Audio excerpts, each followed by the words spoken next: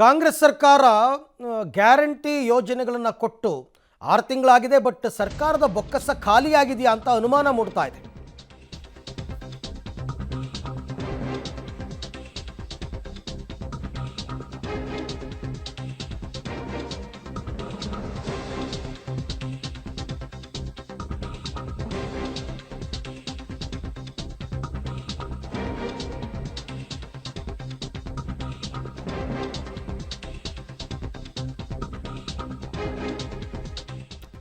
ಉಚಿತ ಭಾಗ್ಯ ಕೊಟ್ಟ ಸರ್ಕಾರದ ಬೊಕ್ಕಸ ಖಾಲಿ ಆಗಿದೆಯಾ? ಯಾಕೆ ಹಿಂಗೆ ಹೇಳ್ತಾ ಇದ್ದೀವಿ ಅಂತಂದರೆ, ಕನಿಷ್ಠ ಪಕ್ಷ ಕರೆಂಟ್ ಬಿಲ್ ಕಟ್ಟೋದಕ್ಕೂ ಸರ್ಕಾರದ ಬಳಿ ಹಣ ಇಲ್ಲ ಅಂತ ಅನ್ನಿಸ್ತಾ ಇದೆ.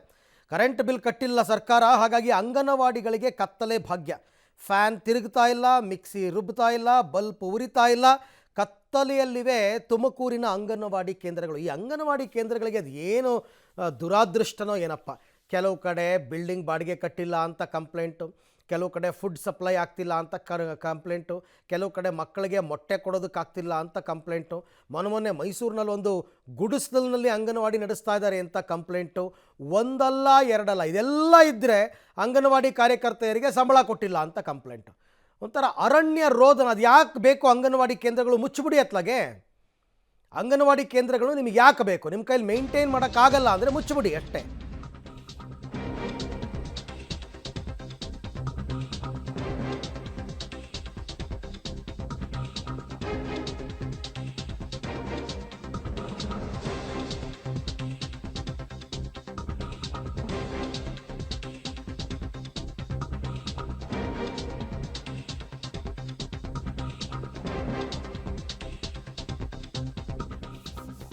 ಕಳೆದ 6 ತಿಂಗಳಿನಿಂದ ಕರೆಂಟ್ ಬಿಲ್ ಕಟ್ಟಿಲ್ಲ ಸರ್ಕಾರ. ಅಂದರೆ ಸರ್ಕಾರ ಬಂದು 6 ತಿಂಗಳಾಯಿತು. ಕಾಂಗ್ರೆಸ್ ಸರ್ಕಾರ ಬಂದಾಗಿಂದ ಕರೆಂಟ್ ಬಿಲ್ ಕಟ್ಟಿಲ್ಲ, ವಿದ್ಯುತ್ ಬಿಲ್ ಕಟ್ಟಿಲ್ಲ ಅಂತ ಅಂಗನವಾಡಿ ವಿದ್ಯುತ್ ಸಂಪರ್ಕವನ್ನು ಕಡಿತ ಮಾಡಿದ್ದಾರೆ. ಕರೆಂಟ್ ಬಿಲ್ ಕಟ್ಟಿ ಅಂತ ಅಂಗನವಾಡಿಗಳ ಫ್ಯೂಸ್ ಕಿತ್ತಿದ್ದಾರೆ ಬೆಸ್ಕಾಂನವರು. ತುಮಕೂರು ಜಿಲ್ಲೆಯ ಸುಮಾರು 270 ಅಂಗನವಾಡಿಗಳ ವಿದ್ಯುತ್ ಸಂಪರ್ಕವನ್ನು ಈಗ ಕಡಿತ ಮಾಡಿದ್ದಾರೆ ಬೆಸ್ಕಾಂನವರು. ಅವರು ತಾನೇ ಏನು ಮಾಡ್ತಾರೆ, ಅವರು ಫ್ರೀ ಕೊಡ್ತಿದ್ದಾರಲ್ಲ 200 ಯೂನಿಟ್, ಅವ್ರಿಗೂ ದುಡ್ಡಿಲ್ಲ. ಹಾಗಾಗಿ ಬೇರೆ ದಾರಿ ಇಲ್ಲ. ಮೊದಲು ಜನ ಎಲ್ಲ ವಿದ್ಯುತ್ ಬಿಲ್ ಕಟ್ತಾ ಇದ್ದಾಗ ಅಂಗನವಾಡಿಗಳು ಏನಾದರೂ ಬಿಲ್ ಬಾಕಿ ಉಳಿಸ್ಕೊಂಡಿದ್ರೆ ಅವರು ಸುಮ್ಮನಾಗವರು, ಕಟ್ತಾರೆ ಬಿಡಿ ಅಂತಂದ್ಬಿಟ್ಟು. ಈಗ ಅವ್ರ ಇಲಾಖೆಗೆ ದುಡ್ಡು ಬರ್ತಾ ಇಲ್ವಲ್ಲ, 200 ಯೂನಿಟ್ ಅಲ್ಲೂ ಫ್ರೀ ಕೊಡ್ತಾ ಇದ್ದಾರಲ್ಲ. ಹಾಗಾಗಿ ಇವಾಗ ಅವರು ವಸೂಲಿ ಮಾಡೋದಕ್ಕೆ ನಿಂತಿದ್ದಾರೆ. ಸರ್ಕಾರದವ್ರು ಕಟ್ಟಿಲ್ಲ.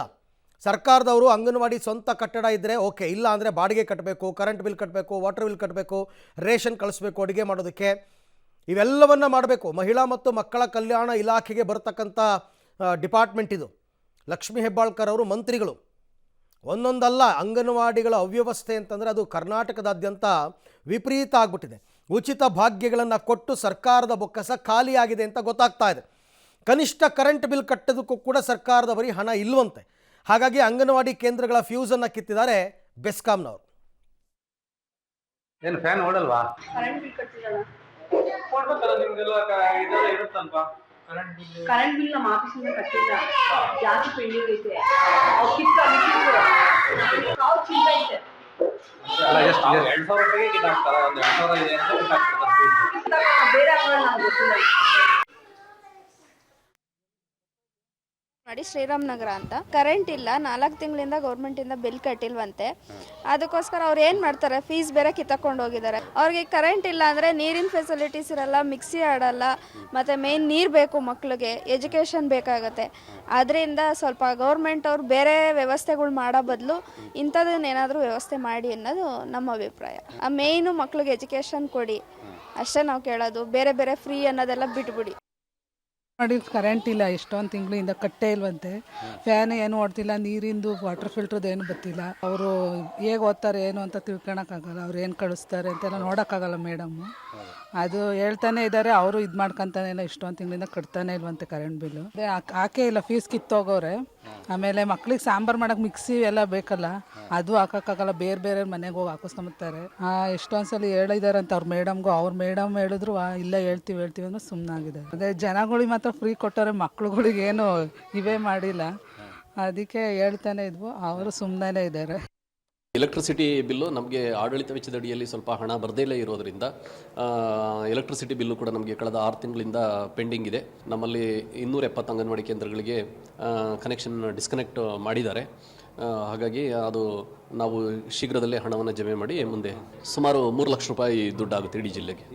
ಈಗ 6 ತಿಂಗಳದ್ದು ಬಾಕಿ ಇದೆ. ಅರೌಂಡ್ 18 ಲಕ್ಷ, 18ರಿಂದ 20 ಲಕ್ಷ ರೂಪಾಯಿ ಬ್ಯಾಲೆನ್ಸ್ ಇದೆ. ಟೋಟಲ್ ನಮ್ಮದು 3,000 ಅಂಗನವಾಡಿ ಕೇಂದ್ರ ಸ್ವಂತ ಕಟ್ಟಡ ಇದೆ. 3,000ಕ್ಕೂ ಕೂಡ ಎಲೆಕ್ಟ್ರಿಸಿಟಿ ಫೆಸಿಲಿಟಿ ಇದೆ. ಹಾಗಾಗಿ 3,000 ಅಂಗನವಾಡಿ ಕೇಂದ್ರಗಳದ್ದು ಕೂಡ ಬ್ಯಾಲೆನ್ಸ್ ಇದೆ. ಈ ಬಗ್ಗೆ ಮತ್ತಷ್ಟು ಮಾಹಿತಿ ನನ್ನ ಕೊಲೀಗ್ ಮಂಜುನಾಥ್ ಅವರಿಂದ ಪಡ್ಕೊಳ್ಳೋಣ. ಮಂಜುನಾಥ್, ಅಂಗನವಾಡಿಗಳು ನಿಜಕ್ಕೂ ಶಾಪಗ್ರಸ್ತರಿ. ಬಿಲ್ಡಿಂಗ್ ಬಾಡಿಗೆ ಕಟ್ಟಲ್ಲ, ಆಹಾರ ಫುಡ್ ಸಪ್ಲೈ ಆಗಲ್ಲ, ಮೊಟ್ಟೆ ಸಪ್ಲೈ ಆಗಲ್ಲ, ಅಂಗನವಾಡಿ ಕಾರ್ಯಕರ್ತೆಯರಿಗೆ ಸರಿಯಾಗಿ ಸಂಬಳ ಸಿಗಲ್ಲ, ಎರಡ ಆದರೂ ಇದೆಲ್ಲ ಮಾಡೋದ್ರ ಬದಲು ಸುಮ್ಮನೆ ಅದನ್ನು ಮುಚ್ಚಿಬಿಟ್ರಾಯ್ತು. ಈಗ ನೋಡಿದ್ರೆ ಕರೆಂಟ್ ಬಿಲ್ ಕಟ್ಟಿಲ್ಲ ಅಂತ ಕತೆ ಹೊಡಿತಾ ಇದ್ದಾರೆ. ಏನ್ರಿ ಇದು ಅವ್ಯವಸ್ಥೆ ಇದು ಮಂಜುನಾಥ್? ಎಸ್ ಅರವಿಂದ್, ಅಂಗನವಾಡಿಯ ಮಕ್ಕಳು ನಿಜಕ್ಕೂ ಕೂಡ ನತದೃಷ್ಟರು ಅಂತಲೇ ಹೇಳಬೇಕಾಗತ್ತೆ ಎಲ್ಲ ವಿಚಾರಗಳನ್ನು ನೋಡಿದರೆ. ಈಗ ಇಷ್ಟು ದಿನ ಅಂಗನವಾಡಿಗಳ ಬಾಡಿಗೆ ಕಟ್ಟಿರಲಿಲ್ಲ, ಅಂದರೆ ಬಾಡಿಗೆ ಬಿಲ್ಡಿಂಗಲ್ಲಿ ನಡೀತಾ ಇದ್ದಂಥ ಅಂಗನವಾಡಿಗಳ ಬಾಡಿಗೆ ಕಟ್ಟಿರಲಿಲ್ಲ, ಸುಮಾರು 6 ತಿಂಗಳಿಂದ ಕೂಡ ಕಟ್ಟಿರಲಿಲ್ಲ. ಸೊ ಅದು ಒಂದು ಕಡೆ. ಆದರೆ ಈಗ ಇತ್ತೀಚಿನ ಹೊಸ ವಿಚಾರ ಏನಂದರೆ ಕಳೆದ 6 ತಿಂಗಳಿಂದ ವಿದ್ಯುತ್ ಬಿಲ್ ಕೂಡ ಕಟ್ಟಿಲ್ಲ.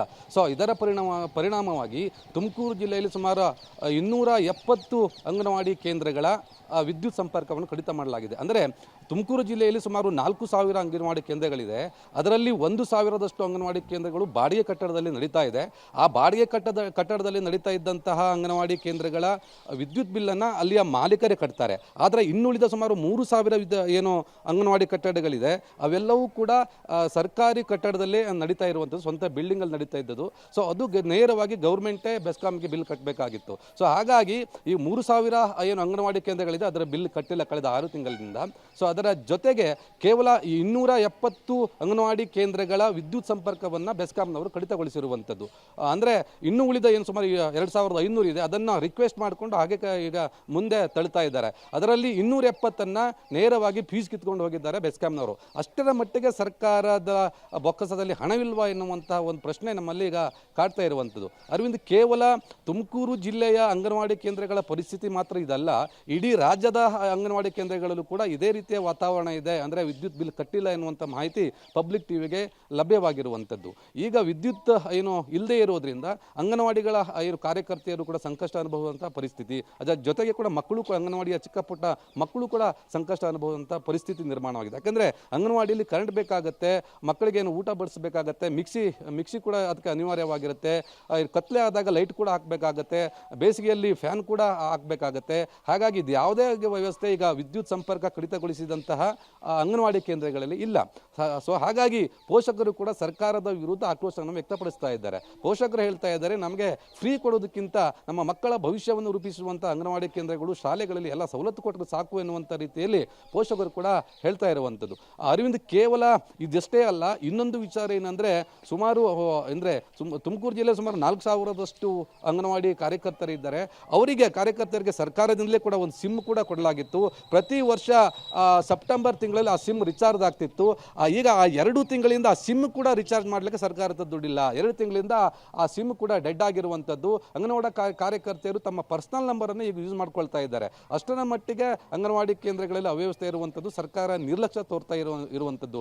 ಅರವಿಂದ್, ಮಹಿಳಾ ಮತ್ತು ಮಕ್ಕಳ ಕಲ್ಯಾಣ ಇಲಾಖೆಯಲ್ಲಿ ತುಮಕೂರು ಜಿಲ್ಲೆ ವಿಚಾರಣೆ ಮಾತಾಡೋಣ ಮಂಜುನಾಥ್.